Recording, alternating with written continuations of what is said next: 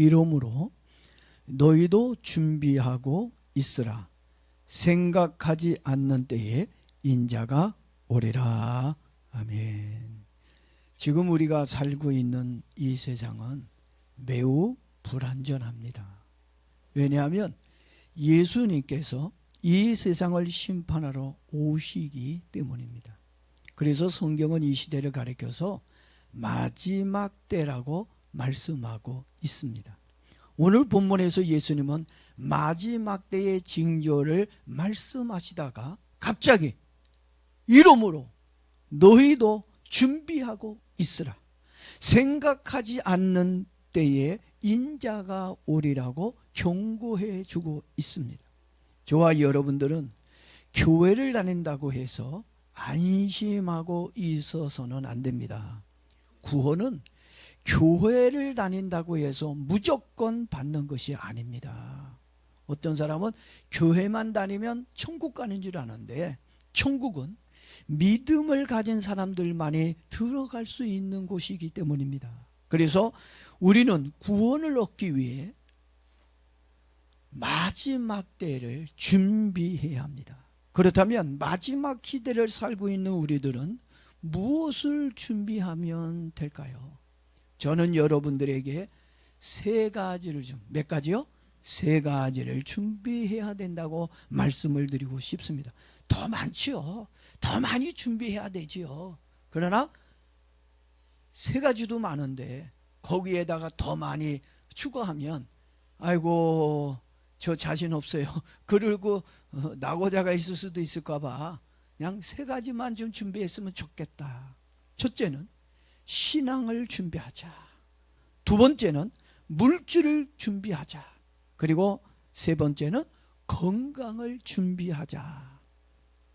이 세 가지를 우리가 잘 준비하지 아니하면 고난이 왔을 때 후회하지 않게 됩니다.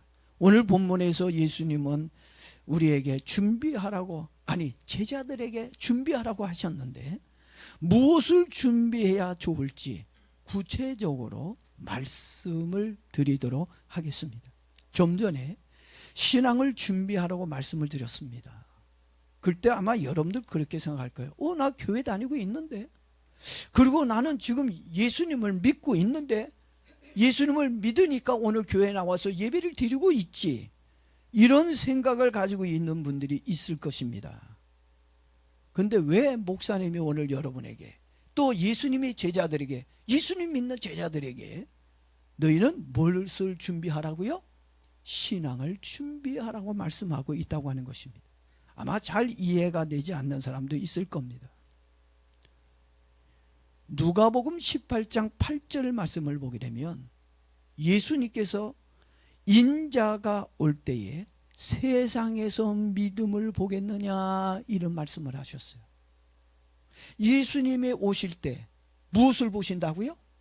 믿음을 보시는 거예요. 근데 믿음을 보시는데 우리의 돈을 보는 것도 아니에요.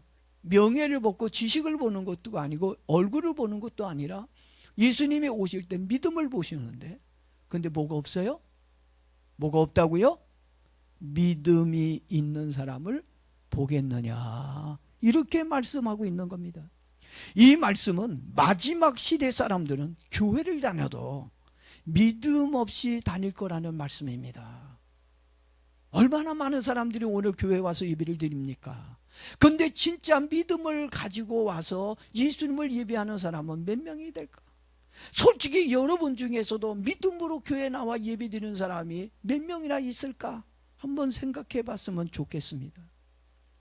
제가 보더라도 말씀대로 신앙생활을 하는 사람들이 너무 적습니다. 입으로는 하나님, 하나님 하고 하나님을 말하고는 있지만 실은 그들의 삶을 보게 되면 하나님이 없는 세상 사람들과 똑같이 행동하고 있는 것을 봅니다. 신앙 따로, 말 따로, 삶 따로 너무 이중적입니다.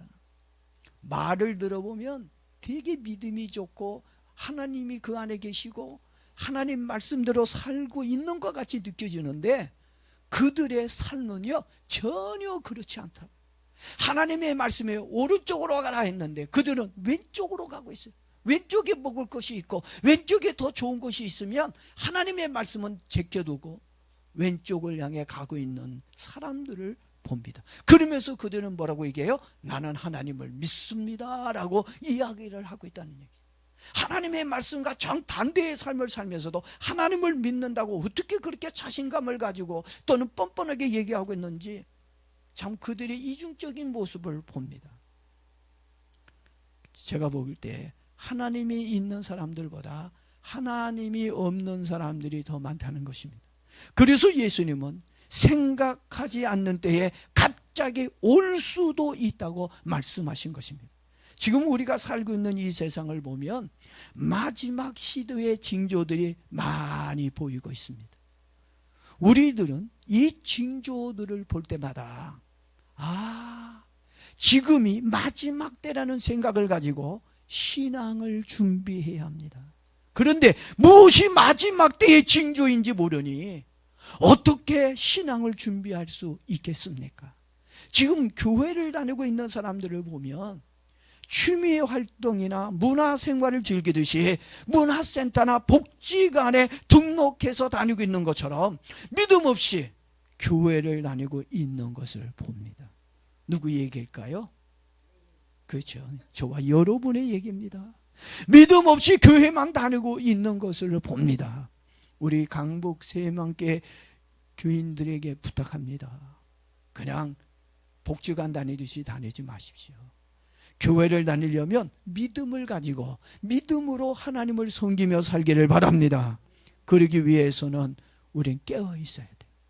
이 깨어 있으라는 말은 영적으로 깨어 있어야 한다는 말입니다.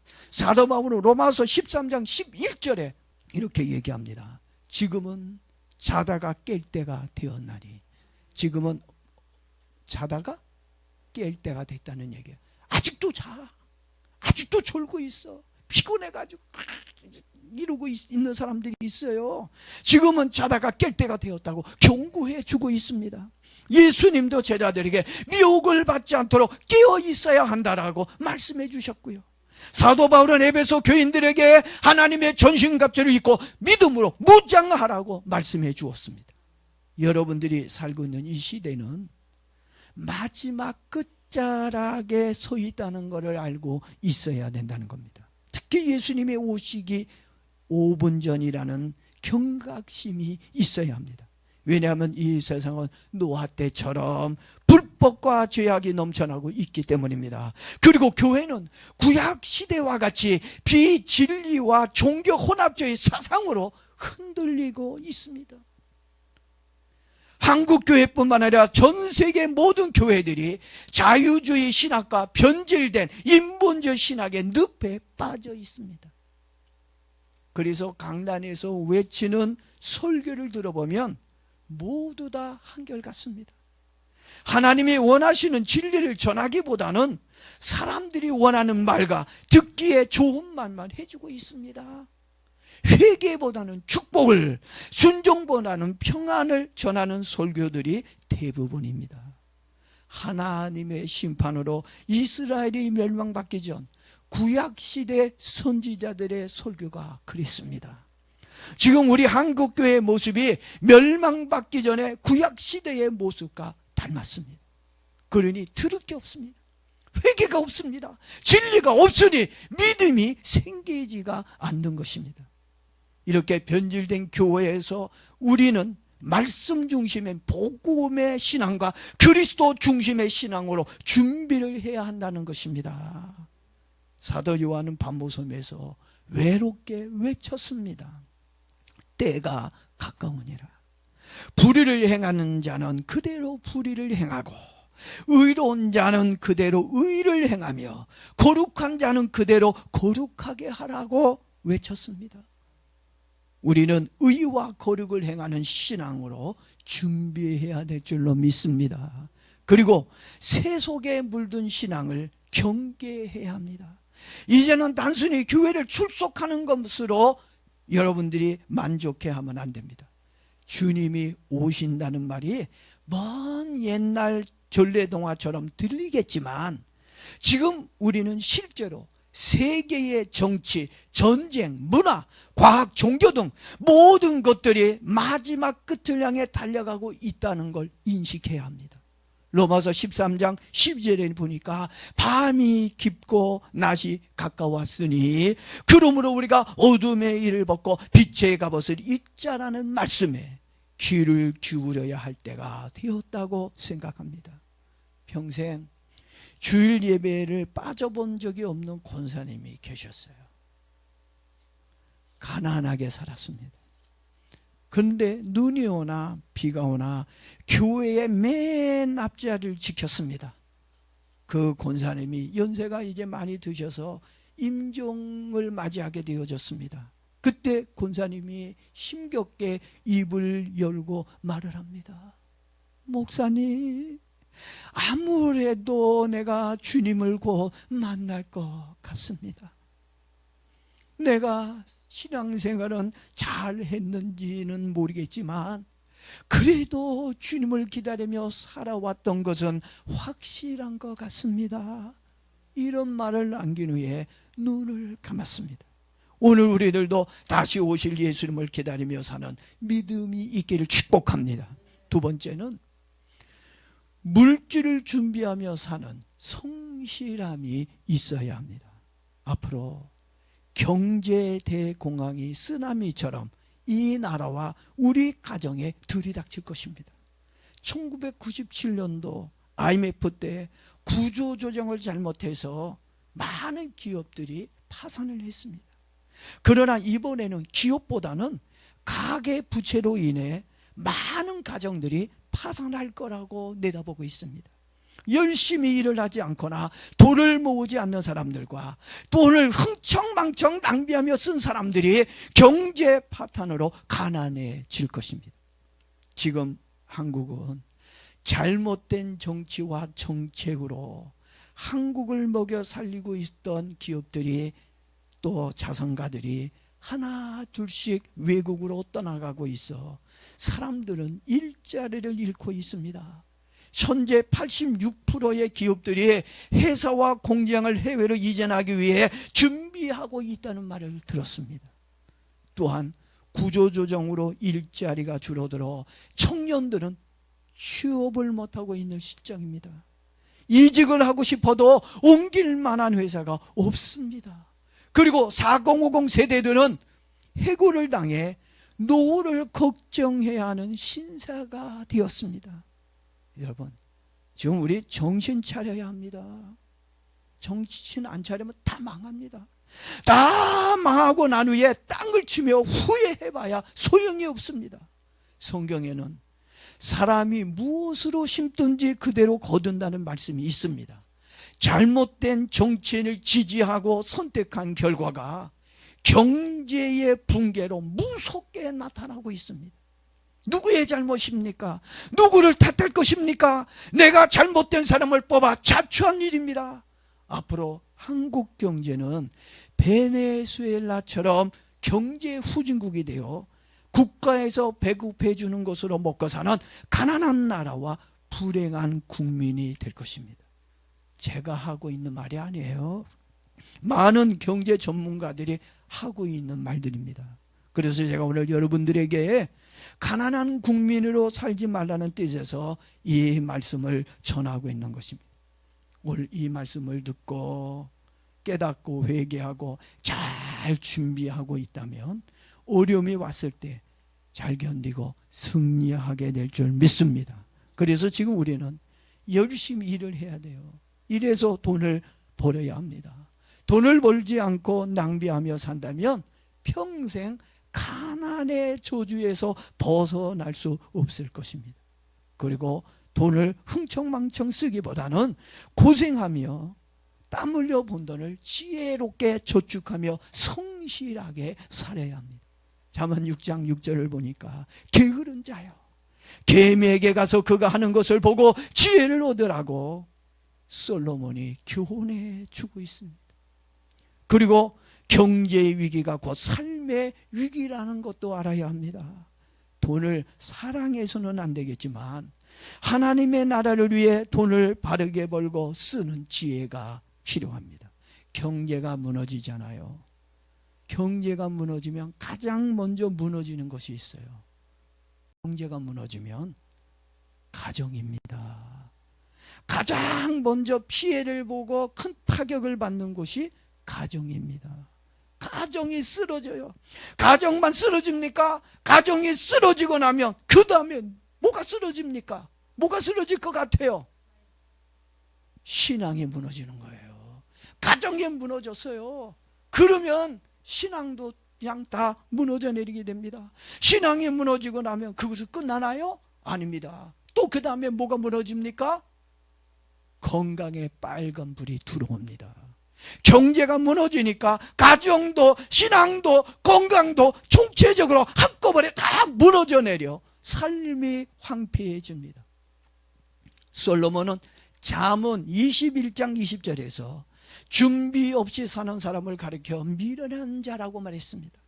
그리고 미련한 자가 받을 고통에 대해서도 말해주고 있습니다. 미련한 자는 사방에 헛되이 흩어지거니와 지혜로운 자는 기름을 준비하느니라고 말씀하고 있어요. 미련하여 가난해지게 되면 어떤 결과가 일어나요? 사방으로 흩어지게 되어진다는 얘기입니다. 그래서 뭘 준비하라는 거예요? 기름을 준비하고 있으라는 얘기입니다. 경제학자들이 입을 모아 과거 IMF 때보다 더 강력한 IMF가 온다고 경고해 주고 있습니다. 20년 전 왔던 IMF는 풍선의 바람이 서서히 빠지는 것처럼 경제가 서서히 나빠지는 바람에 체감을 제대로 느끼지 못했다는 얘기입니다. 그러나 이번에 오는 IMF는 좀 다르다고 얘기하고 있습니다. 달리고 있는 타이어가 큰 소리를 내며 무섭게 빵 하고 터지듯이 온몸으로 경제의 붕괴를 느끼게 될 것이라고 하였습니다. 옛날 97년도 IMF 때 어느 교회 장로님이 이런 말씀을 하셨습니다. 어려울 때일수록 하나님께 더 헌금을 드려야 합니다. 그리고 더 절제하며 열심히 살아야 합니다 라고 이야기했어요.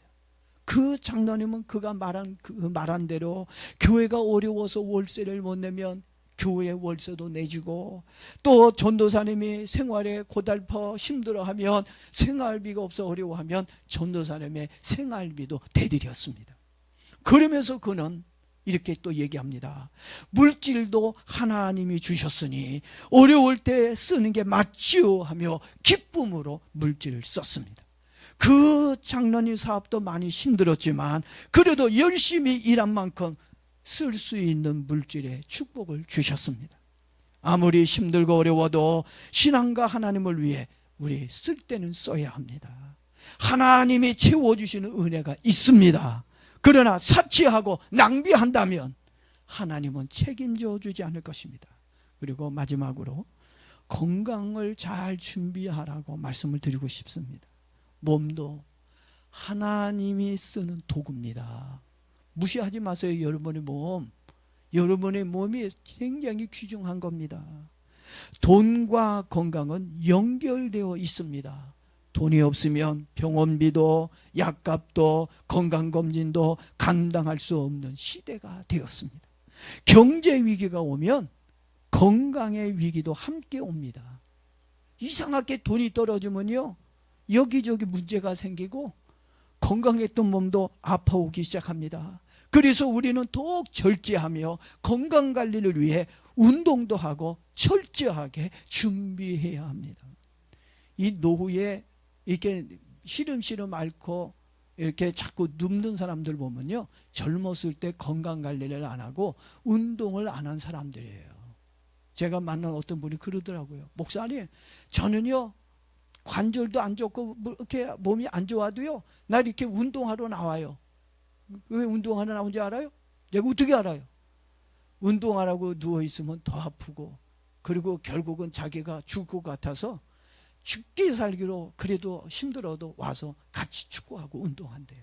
그러니까 지금도 이렇게 자기는 건강하게 살아있다고 얘기하는 것을 들었습니다. 사도 바울은 경건하지 않는 고린도 교인들에게 너희의 몸은 너희가 하나님께로부터 받은 바 너희 가운데 계신 성령의 전인 줄 알지 못하느냐고 절제의 삶을 살라고 주의를 주었습니다. 왜냐하면 무절제한 삶이 신앙과 건강을 갉아먹기 때문입니다. 자기 몸을 돌보지 않고 밤낮 없이 일을 하거나 오락으로 밤을 새우거나 또는 지나치게 편안하게 살면 하나님의 은혜를 받을 수가 없습니다. 우리의 몸은 하나님께 드리는 제물입니다.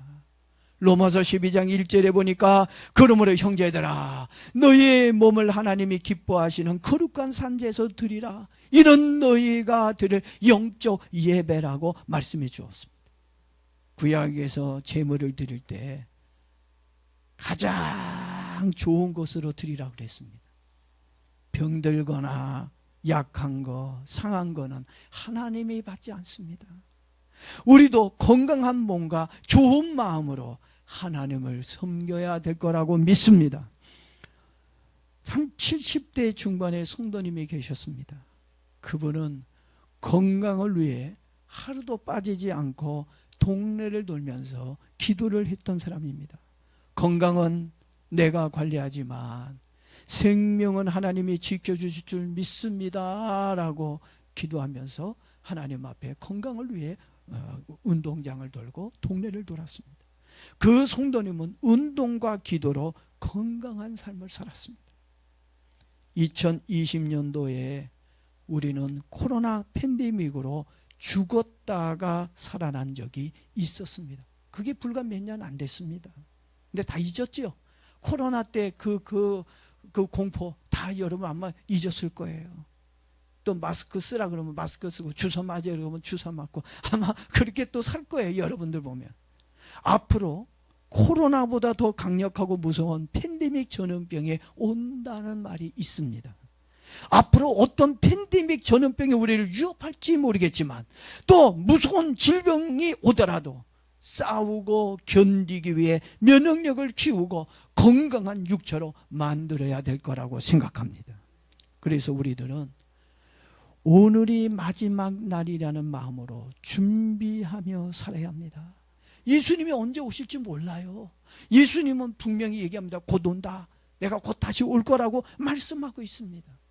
이 세상은 점점 더 흉악해질 겁니다. 반면에 우리의 삶은 점점 더 힘들어지고 고통스러워질 것입니다. 하지만 준비된 성도는 마지막 날을 두려워하기보다는 기다리며 살게 될 것입니다. 뭘로 준비하고 살자고요? 말씀으로 신앙을 준비하자. 성실과 절대로 경계를 준비하자. 그리고 하나님의 성전인 몸을 건강하게 잘 준비하자라고 말씀을 드렸어요. 이렇게 잘 준비하면서 예수님을 기다리고 산다면 여러분의 마지막이 행복해질 줄로 믿습니다. 저는 여러분들이 잘 준비해서 예수님을 기다렸으면 좋겠습니다. 성경 구절 하나만 읽고 마칠게요. 계시록 22장 12절 말씀 하나를 읽고 마칩니다. 보라, 내가 속히 오리니 내가 줄 상이 내게 있어 각 사람에게 그의 일한 대로 갚아주리라. 오늘 이 말씀 기억하십시오. 이 말씀으로 깨어있기를 바랍니다. 그래서 다시 오실 예수님을 꼭 영접하는 저와 여러분에게 주의 이름으로 축복합니다.